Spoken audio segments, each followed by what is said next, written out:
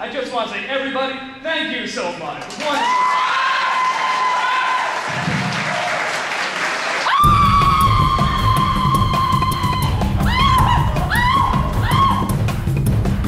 Nostalgia Critic? Is that that guy? What are you doing?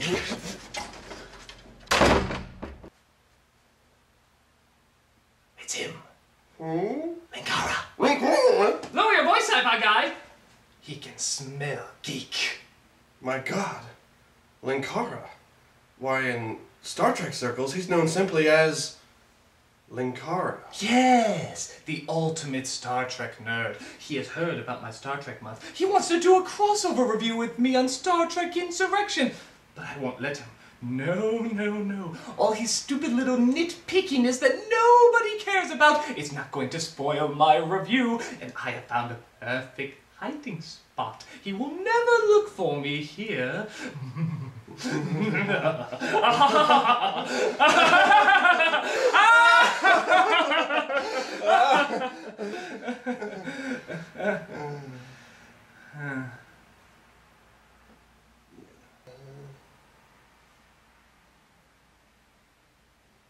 Funny, I kind of thought something would happen while we were laughing there. Yeah, like we'd be I don't know, interrupted or... Yeah, like someone would interrupt while we were laughing. Yeah. So you want some coffee? That'd be lovely, thank you, yes. Yes. Right. Might as well see what's on the television.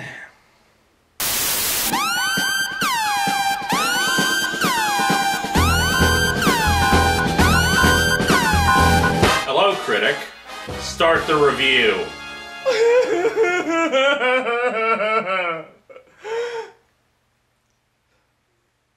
Last time in the good Star Trek movie. Picard goes through a Borg identity. Obsessed with stopping his old arch rivals, even though he's never really been that obsessed before, he follows the Borg back in time to stop man's first contact with the Vulcans. After ripping off Moby Dick because that's what Star Trek likes to do, Picard defeats the Borg Queen, Data goes through his I wanna be human bullshit again, and first contact is still made by the farmer from Babe. Will Star Trek continue to score big with audiences? I don't care, I get paid either way!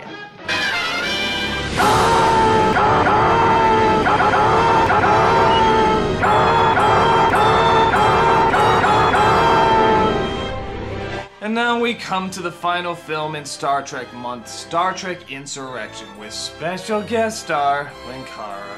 Hello, adoring fans! I've come all the way here on my spaceship to talk to you about the most hated of all Star Trek films. Wait a minute, this was the most hated? I thought it was either like the first one or 5 that was the most despised. That may be the case with other fans, but me personally, this is my least favorite in the entire franchise. So you need me here, or else you'll screw this review up like you've done so many times before. What? When have I ever screwed something up?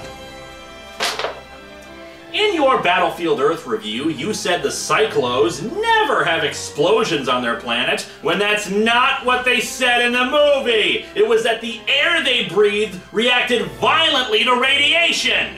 My God, you're defending Battlefield Earth? No, I'm pointing out the fact that you never get details right, so we're gonna do this together so it gets done correctly! So, let's not waste any time. Let's dive right into... Am I in this? Well, it's kinda just a duo thing. But it's my room. Yeah. Okay, I guess I'll just go stand silently in the corner.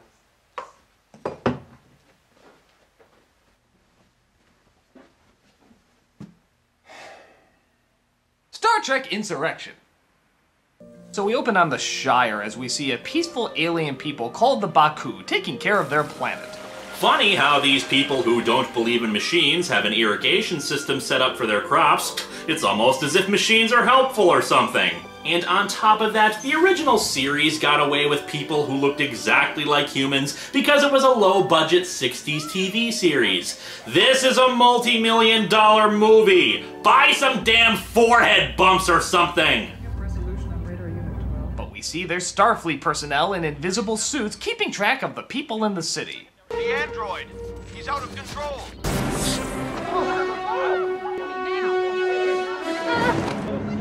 My god, it's Zombie! Mecha die you ho! He takes a phaser and reveals the Federation's base, which is remarkably close, isn't it? Wouldn't it make more sense to monitor them in space so that nobody bumps into it? And what, did they do the construction in invisible suits? They never heard the invisible bulldozers put it together? But heck with that, we have this subplot that goes nowhere. Our guests have arrived. They are eating the floral arrangements on the banquet tables. I guess they don't believe in cocktails before dinner. Are they vegetarian? That's not in there. Perhaps we should have the chef whip up a light balsamic vinaigrette, something that goes well with chrysanthemums. Wow, that was 4 lines in a row dedicated to plants. Gives you some idea of the thrill ride we're in for with this movie. Remember, they have a significantly less advanced technology than ours. They only achieved warp drive last year. And the Federation Council decided to make them a protectorate so quickly. In view of our losses to the Borg and the Dominion, the Council feels we need all the allies we can get these days. Remember this, I'll have a tangent on it later. What, did he say the word Dominion wrong or something? Yes, but that's beside the point. We'll get to it later. Captain. Mr. Worf. Worf. What the hell are you doing here? I was at the Manzar colony. He's a little late, Geordie. Can I wait? I don't think so. It doesn't matter. You're here, we'll cast you. Welcome aboard the Enterprise. Captain Picard, may I welcome you in the time-honored tradition of my people. So he meets up with the Oompa Loompa Queen, and she partakes in the tradition of making bald men look like Dorothy from The Wizard of Oz. Well, Data should have been back by now. They were only scheduled to observe the Baku village for 1 week. But Picardahontas, I would have gone with Jean-Luc Juia. okay, that's pretty good, is told about Data and has to go figure out what's wrong.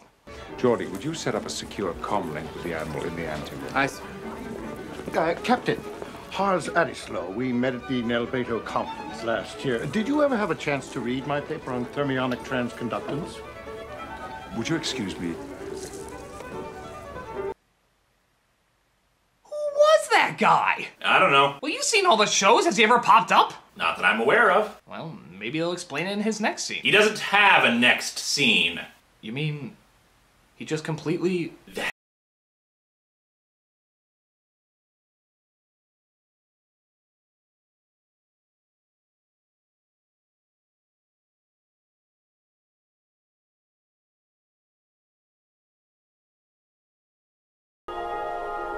Commander Data attacked us in the mission scout ship yesterday. I know what Data means to Starfleet, Jean-Luc, but our crew is at the mercy of those people on the planet. If our first attempt to capture Data fails, I will terminate him. At least give us one more movie before we kill him. All right.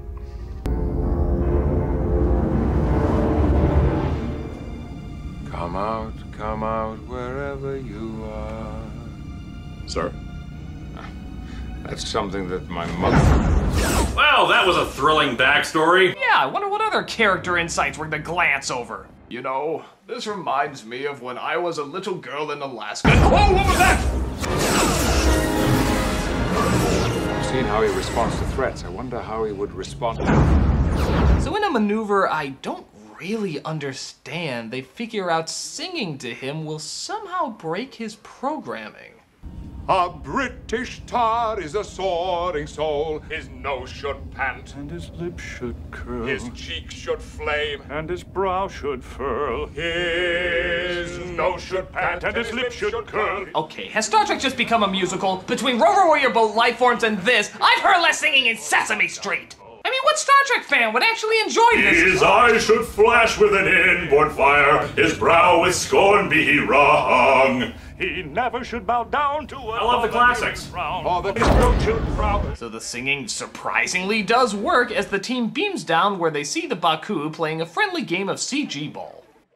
We were under the impression they were being held against their will. The artificial life form would not allow them to leave. Apparently, he was taken ill. There was a phase variance in his positronic matrix, which we were unable to repair. I think the captain finds it hard to believe that we'd have any skills repairing a positronic device. Well, yeah, since you clearly explained that you don't use technology. Our technological abilities are not apparent because we have chosen not to employ them in our daily lives. We believe that when you create a machine to do the work of a man, you take something away from the man. Then how can you know the latest technology? Don't get me wrong, I understand studying technology, but how can you keep up with the latest technology on a planet forbidding technology without any goddamn technology? Magic. Shut up! But at one time we explored the galaxy just as you do. You have warp capability. Capability, yes. But where can warp drive take us, except away from here? Yeah, I guess if Star Trek has taught us anything, it's that space is pretty boring. I'm sorry, but I'm not behind this, at least not in the way these pompous jerks are flaunting it. First of all, you have machines. We saw your irrigation line, you idiots. And those clothes look pretty damn well tailored for people who don't have the ability to manufacture them properly. Second, this movie builds this place up as paradise, as Eden or perfection. However, their philosophy is the complete opposite of what Star Trek stands for. Star Trek, in the end, is about how advanced technology has done us so much good, allows us to do so many great things, and that the future is a bright one, partially because we want for nothing. This movie, however, tells us we need to get back to nature and be smug hippie jackasses who reject technology and machines in favor of being so inbred that we don't believe in any other colors for our clothes except brown. Yikes, Linkara. I'm sorry, but I really hate these people. They piss me off. What, do you hate Amish people too? No, they hate me. But at least the Amish have religious reasons for rejecting technology. These guys are just dumb. We see them using tools. And in the end, what is technology but just advanced tools? Well, on the bright side, it's not like we have to deal with them that often. They're the focus of the movie. Fuck. But the atmosphere of the planet starts playing with the crew's molecular structure, which makes everybody get all, for lack of a better word, pubertish. Worf grows a pimple, Picard gets all energetic, and half the crew starts acting like horny kids. Yuck! Yuck? I never kissed you with a beard before. Uh-huh. What was that? That was a clip from the show. Oh God, don't tell me. Yes, I have every episode of Star Trek in my ship's databanks. I intend to use them throughout this review whenever the continuity seems off. Come to think of it, we could probably have used that a few scenes ago. Mind if we go back? I'll take that as a no. All I know is that he was functioning normally until he was shot. Then his failsafe system was activated. Failsafe? His ethical and moral subroutines took over all of his basic functions. But you're saying that he still knew the difference between right and wrong. In a sense, that's all he knew. Yes, because the ethical battles of right and wrong are now easily programmable facts in the future. Hey Data, which of these is ethically sound? Abortion, stem cell research, death penalty. That's what I thought. But they get Data back to normal and he takes them to the last place he remembers before his programming went wacky. I believe I know what is causing the neutrino emissions. Yep, no machines, except for this giant machine-looking thing here to drain the lake. But that's as common as a garden hoe, isn't it? Oh, and did I mention they have a dam, too? That's right, a dam. As in, these are some damn big hypocrites. They discover an invisible ship with a holodeck replica of their town in it. Another thing that they could have just worked on in space. But some bad guys see them and start to attack.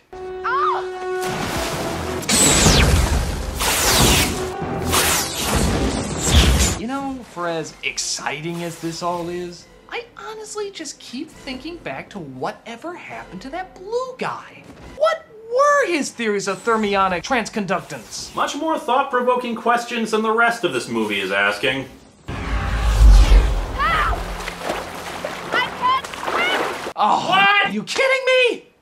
Is water technology now? Are you resisting the shackles of H2O? And on top of that, it turns out she's had plenty of time to learn how to swim. We discover that several of the adults there are over 300 years old. That's what the metaphasic radiation of the planet does. Yeah, what the hell's her excuse?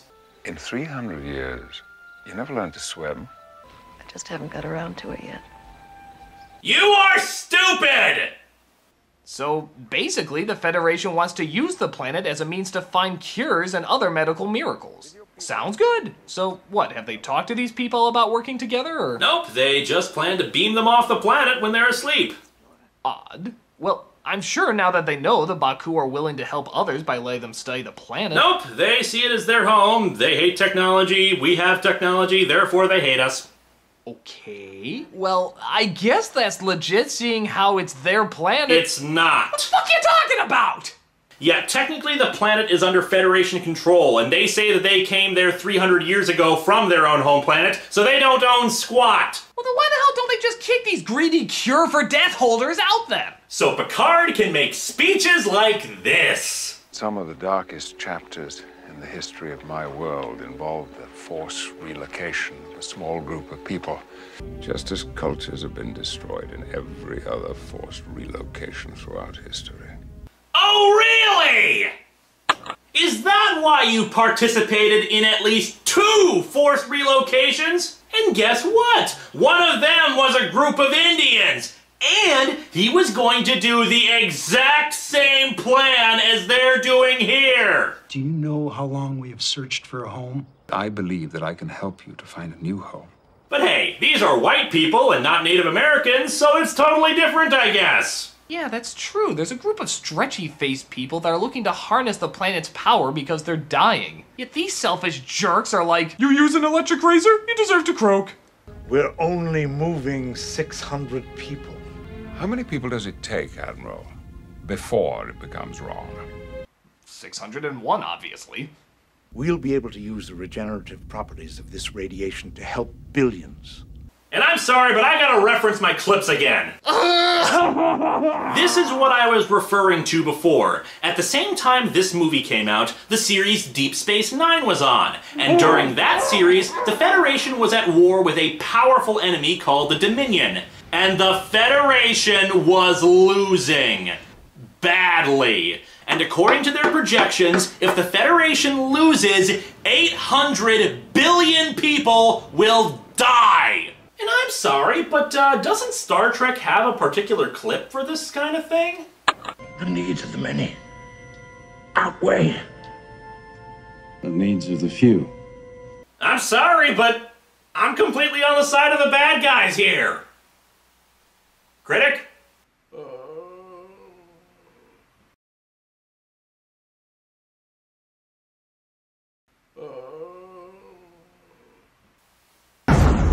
What? I'm done. The movie's over? No. Screw you then. Alright, so Picard decides to go down alone. If he's going down alone, why does he have all those guns? He can't carry them all, and the Baku already said that they won't use weapons. Well, because he knows his crew is gonna throw the same bullshit that every Star Trek crew throws. I don't want you to come. We're coming. Okay. Oh, and don't forget the totally out of nowhere trailer line from Data. Saddle up. Lock and load. So they're leading the people away from the town. Wait, isn't that what the bad guys wanted anyway? Kind of doing them a favor, aren't you? I'm just wondering where the sun is in the solar system. We never saw it in any of the space shots. But then the villains come in to hit them with darts and force them to get beamed out. Why don't you just beam them out regularly?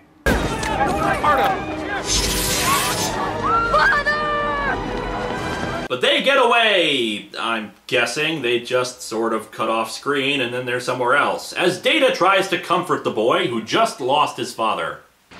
Do machines ever play? Yes. I play the violin. Look, if you want to know what it's like to be a child, you need to learn to play. Oh yeah, he sounds traumatized. Hey now, everybody treats grief differently. Some choose to accept it by not realizing they have it at all. We also see Picard and boring woman who won't be in any future movie, so it doesn't matter, start to hit it off. I should warn you, I've always been attracted to older women.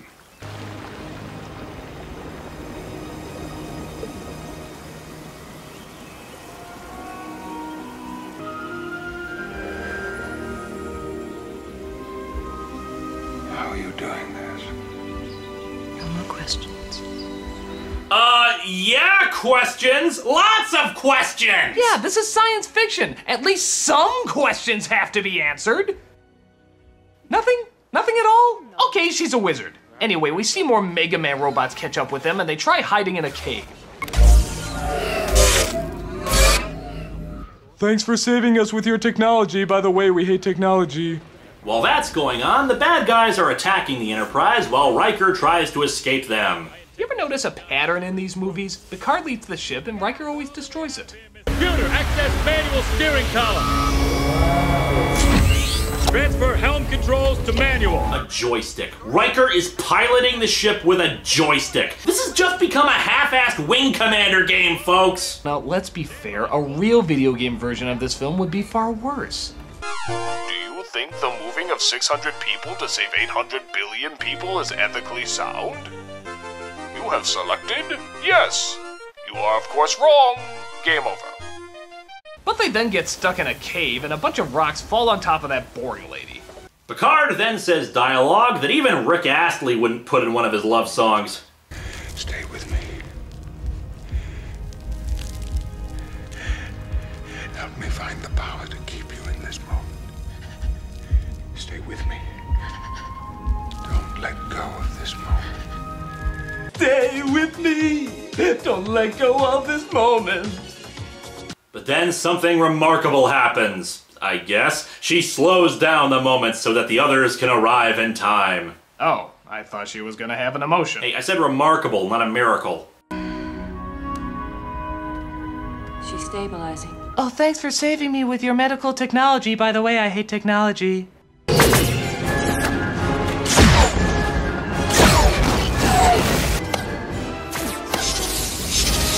Sorry, I'm still wondering what happened to that blue guy. Were they important theories? Would they change the dynamics of anything? So in a twist, or at least I think that's what they're calling it, it turns out that the dying race called the Sona are the exact same race as the Baku. They just left the planet so they didn't have the healing powers that the Baku had. So as you can see, the ethical standpoint of this movie is so weak that they had to make up other reasons to hate the bad guys. Well, you can also tell he's the villain by the fact that he looks like Salieri's skin melting. Oh yeah, I forgot. That's F. Murray Abraham, isn't it? It's okay, I think even he forgot he was F. Murray Abraham in this picture. Moving them is one thing, killing them all. No one hated them more than you, Golda. So it's a little confusing, but pretty much everyone keeps ship hopping and they fool the Sona by beaming them onto a holodeck, which is programmed to look like the bridge of their ship. They just happened to have that program in there? No more questions, Linkara. Unable to comply. Injector Assembly 1 has been deactivated. He screams like a baby elephant and then goes over to the collector device for the rings, and then Picard beams over there and they have a really crappy action scene, and blah blah blah. You're really going to risk igniting the exhaust? All right. I will. Most useless villain ever.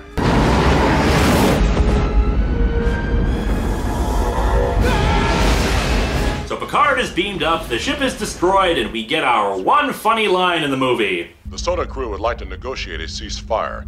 It may have something to do with the fact that we have 3 minutes of air left. So bored by the rest of this, I can't even bring myself to laugh at that. We also see that Data has discovered playing! 7 years of character development on a TV show and 3 movies, and it all comes down to playing! Don't forget, you have to have a little fun every day. Start by not watching this movie.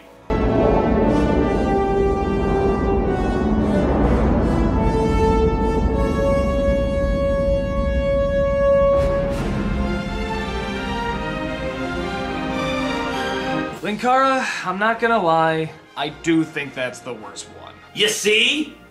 Even if you took out the ethical discussions, the film as a whole is just a bore. The action is dull, the effects are dull, it's paced more like a really lame episode than it is a feature film. It just feels like nothing was accomplished. And even the worst Star Trek movies left me with something, at least 1 or 2 interesting moments. But this is totally forgettable and has nothing backing it. And in a way, for a Star Trek movie, you could argue that is the worst crime you could ever commit. Oh, wait. We still have all the problems of Nemesis to go through, and I'm not just talking continuity errors here. Oh, God, Kara, have you no heart? Hey, why don't you turn off the TV? Oh, I got plenty of... What the fuck? Alright, sci-fi guy, you've been there long enough. I think you've learned your lesson. What lesson? I didn't do anything. You want to go back in the corner? No. Yeah. Well, thanks everybody for joining me for Star Trek Month. I hope you enjoyed it and... Alright, I'll quickly go over Star Trek Nemesis. This is the film that everyone says is the other bad Shrek film, but to be fair, I don't think it's that bad. It's got some annoying scenes and way too much action, but the whole idea of nature literally versus nurture I thought was kind of fascinating. I like the idea that Picard had to battle his younger self, and that in a different environment, maybe he could have been something entirely different. And the relationship between the two, I think in many respects, is actually kind of heartbreaking. To me, that's the glue that held the movie together. Is it good? Technically, on a storytelling level, probably not. But I have to admit, I enjoyed watching it for the most part. But yeah, I'll admit, as an ending for the Next Generation franchise, it probably wasn't all that it could be. I mean, it could have been a hell of a lot worse. It could have been Star Trek Insurrection! Well, I think... Go to the corner!